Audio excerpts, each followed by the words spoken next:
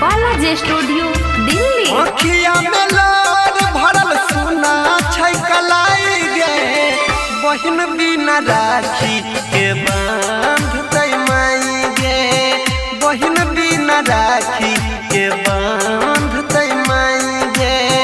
मोनिया उदास हमर कुछो नहीं पुराई गे, बहिन बिना राखी के बांध दई माई गे, बहिन बिना राखी के बांध दई माई गे।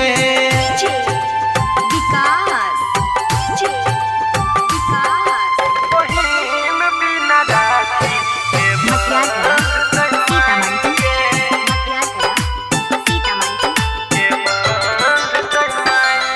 सुना सुना लगई छै अंगना अपन दलान गे, किया ऐसन किस्मत बनल कै भगवान गे। सुना सुना लगई छै अंगना अपन दलान गे, किया ऐसन किस्मत बनल कै भगवान गे। हे माथा पटिका के देतै सुन लगाई गे, बहिन बिना राखी के बांध दई माई गे, बहिन बिना राखी के बांध दई माई गे।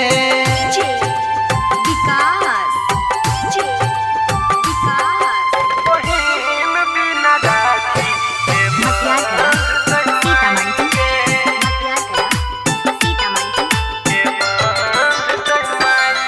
राखी के डोर नहीं तो कमजोर रही जाइते, भैया भैया कही के हमरा के बोलाइते,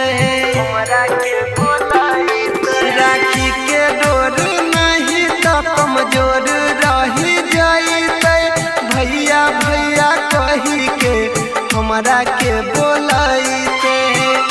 सोनी अनिल कोन करतै उपाय गे, बहिन बिना राखी के बांध दई माई गे, बहिन बिना राखी के बांध दई माई गे। बालाजी स्टूडियो दिल्ली।